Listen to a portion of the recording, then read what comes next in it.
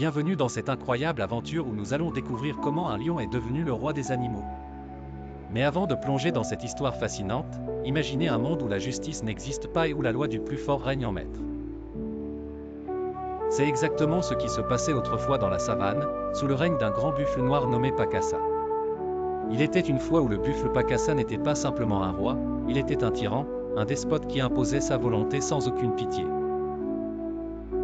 Le pouvoir était entre ses cornes puissantes, et chaque règle semblait faite pour rappeler aux autres animaux leur place subordonnée. La loi du plus fort était la seule règle qui comptait. Et dans ce contexte de domination impitoyable, la vie des animaux était marquée par l'injustice. Les animaux n'avaient pas le droit de boire à la rivière avant lui, et le buffle Pakassa se moquait de la propreté de l'eau. Pour lui, la rivière n'était qu'un terrain de jeu où il pouvait se baigner, se rouler, et y faire ses besoins.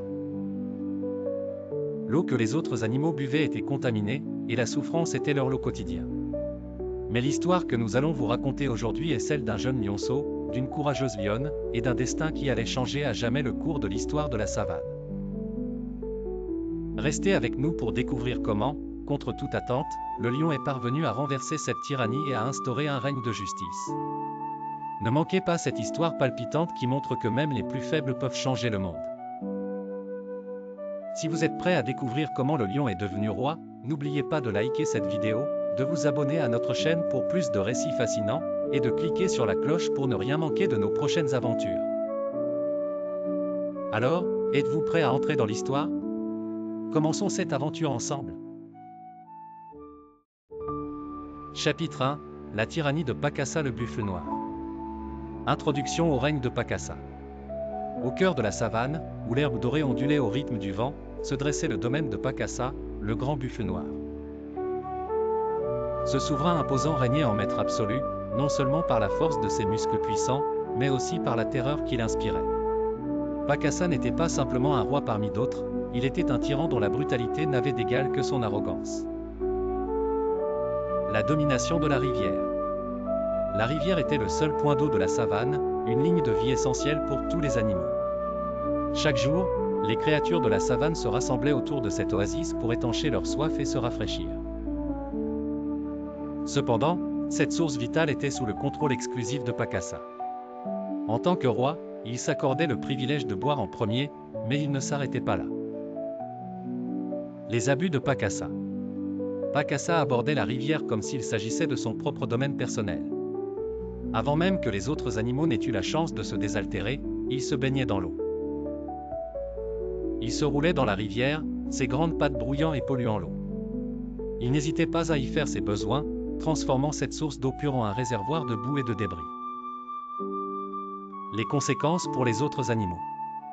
Pour les autres animaux, la situation était désespérante. Une fois que Pakassa avait terminé, l'eau était devenue un mélange trouble et sale, rempli de salissures et d'impuretés.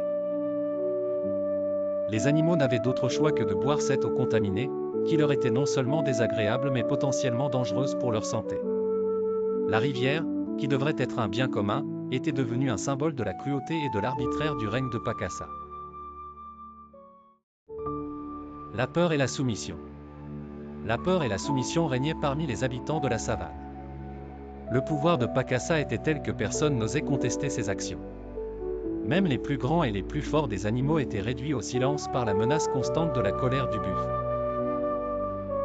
Les plaintes et les murmures de mécontentement restaient étouffés, car la simple pensée de se dresser contre Pakassa suffisait à glacer le sang de quiconque. Les murmures d'injustice.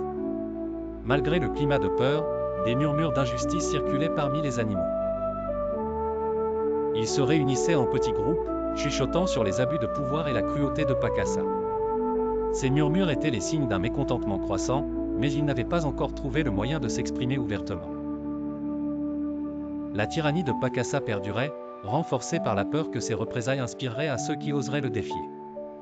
Conclusion du chapitre. La tyrannie de Pakassa avait créé un climat de désespoir et de soumission dans la savane.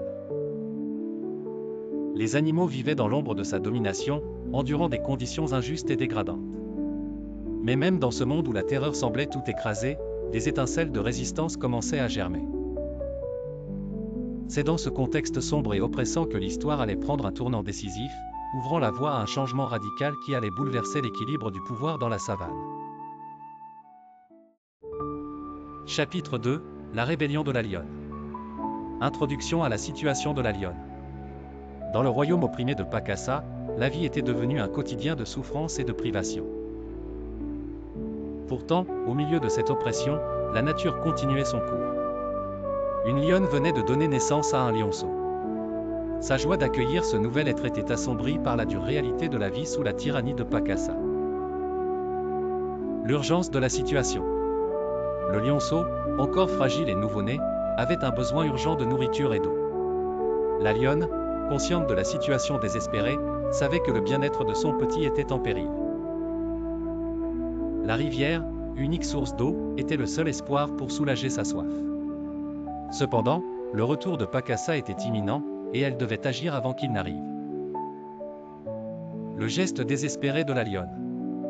Avec une inquiétude palpable, la lionne se dirigea vers la rivière avec son lionceau.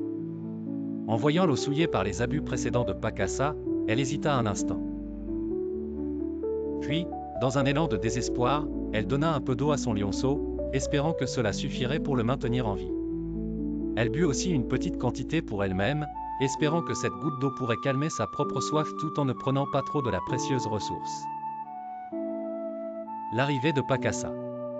Alors que la lionne tentait de soulager son petit, le grand buffle Pakassa arriva, entouré de ses courtisans, de griots et de griottes qui chantaient ses louanges. La rivière, désormais une scène de son spectacle quotidien, était le centre de son monde. Il avançait avec l'assurance d'un roi, comme si tout et tous devaient se plier à ses désirs. La découverte de l'irrévérence. Pakassa le buffle noir, en approchant de la rivière, observa avec une vigilance féroce les alentours. Ses yeux perçants remarquèrent immédiatement que l'eau avait été perturbée. Sa colère monta en flammes lorsqu'il réalisa que quelqu'un avait osé boire avant lui. Ce manquement au protocole était pour lui une insulte inacceptable. L'explosion de colère de Pakassa le buffle noir. Furieux, Pakassa le buffle noir exigea que le coupable se dévoile immédiatement. Son rugissement, puissant et terrifiant, fit trembler tous les animaux présents dont le léopard, la lionne, l'antilope, l'hyène, le vautour, l'ours. La peur s'empara des créatures de la savane, aucun ne voulait risquer sa vie en affrontant la colère du tyran. Le silence qui suivit était lourd de tension, chaque regard se détournant dans une tentative désespérée de ne pas attirer l'attention de Pakassa le buffle noir. La trahison de l'hyène. L'hyène s'approcha auprès de Pakassa le buffle noir, connu pour sa tendance à se protéger par tous les moyens, prit une décision pragmatique face à la menace imminente. Préférant dénoncer l'innocente lionne plutôt que de risquer sa propre vie, elle se leva courageusement pour désigner le coupable.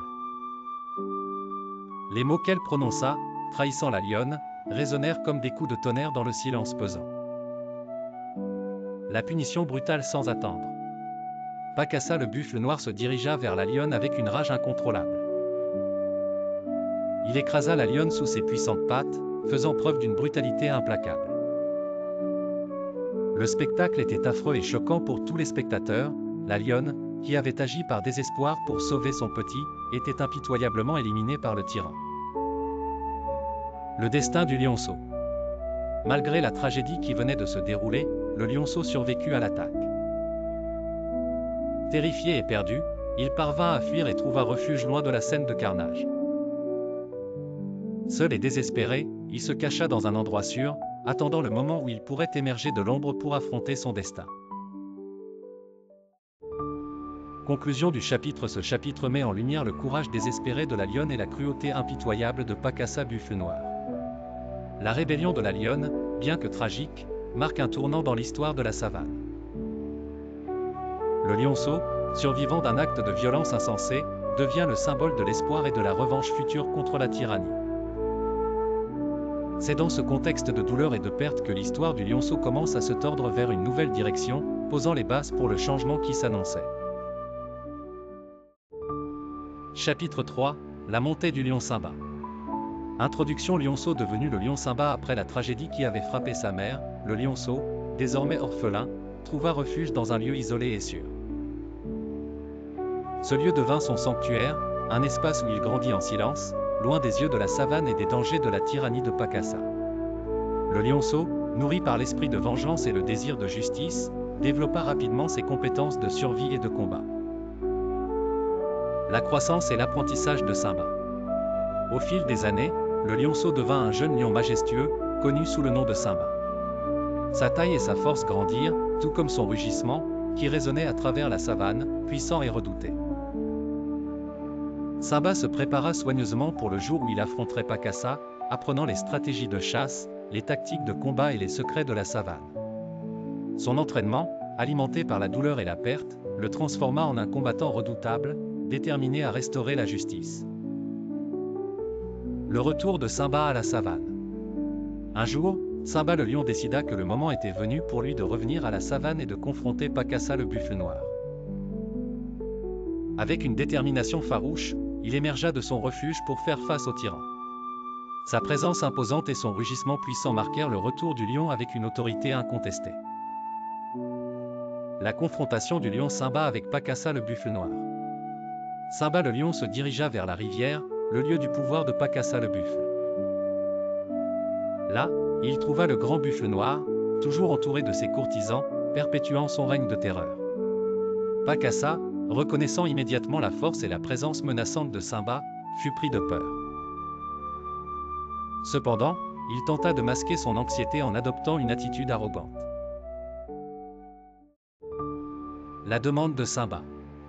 Le lion Simba le lion s'avança vers Pakassa le buffle noir avec calme et assurance. Il posa une question qui était à la fois simple et chargée de sens, « Où est ma mère ?» Ces mots, lourds de chagrin et de colère, firent trembler le buffle. Pakassa, visiblement déstabilisé, chercha une réponse dans le silence, bafouillant sous la pression. La révélation du conseiller. Face à la confusion croissante de Pakassa le lion, un des conseillers du buffle, prenant le risque de se faire accuser lui-même, chuchota discrètement à l'oreille du tyran. Le conseiller rappela à Pakassa que la lionne avait été exécutée pour avoir bu avant lui, une faute que le tyran avait considérée comme une insulte capitale. La justification de Pakassa. Tentant de se justifier, Pakassa le buffle noir invoqua la loi, arguant que la mort de la lionne était le résultat d'une règle inflexible qu'il n'avait pas créée. Il se déroba ainsi de toute responsabilité personnelle, affirmant que la loi, et non lui, était coupable.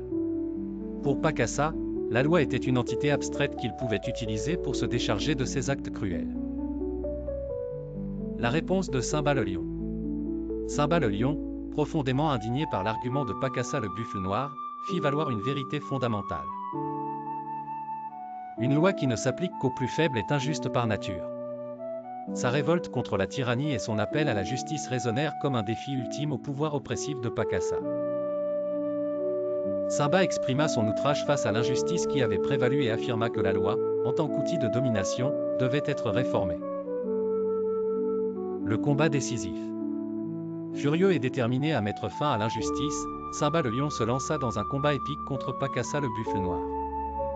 Les deux puissants adversaires s'affrontèrent avec une férocité déchaînée. Simba, armé de sa force et de sa rage accumulée, parvint à surpasser Pakassa. Le buffle, bien que puissant, ne pouvait rivaliser avec la détermination et la force de Simba. La victoire et la libération. Après un combat intense, Simba le lion triompha de Pakassa le buffle noir, le renversant et mettant fin à sa tyrannie. Les animaux de la savane, longtemps opprimés, observèrent avec espoir et admiration. La victoire de Simba marqua le début d'une nouvelle ère. Avec la chute de Pakassa, la savane était enfin libérée de la tyrannie, et un nouveau chapitre de justice et de liberté commençait. Conclusion du chapitre. Le retour de Simba et sa victoire sur Pakassa représentent le triomphe de la justice sur l'oppression. Le lion, devenu le nouveau roi des animaux, apporte avec lui un espoir renouvelé. La savane, libérée de la tyrannie de Pakassa, est prête pour une ère où la loi sera appliquée équitablement, et où la force sera utilisée pour protéger, et non pour opprimer.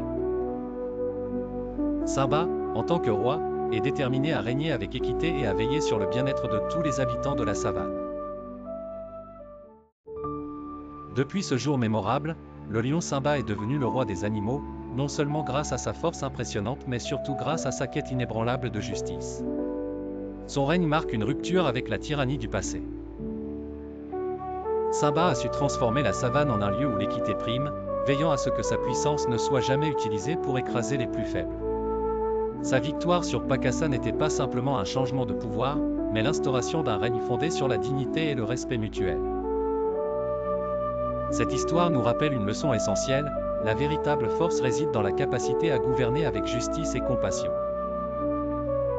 Le règne de Simba est la preuve que la puissance, lorsqu'elle est guidée par des principes de justice, peut transformer des vies et apporter la paix et la prospérité. Chaque action doit être dictée par l'équité, et chaque décision, par le respect des droits des autres. Merci d'avoir suivi cette histoire captivante. Si vous avez apprécié la vidéo, n'oubliez pas d'aimer et de vous abonner à notre chaîne pour ne manquer aucun de nos prochains récits fascinants. Cliquez sur la cloche pour être alerté dès que nous publions de nouvelles vidéos. Nous avons encore plein d'histoires incroyables et de leçons à partager avec vous, alors restez connectés pour les découvrir. À très bientôt pour de nouvelles aventures et de nouvelles leçons inspirantes. Merci de votre soutien et à la prochaine.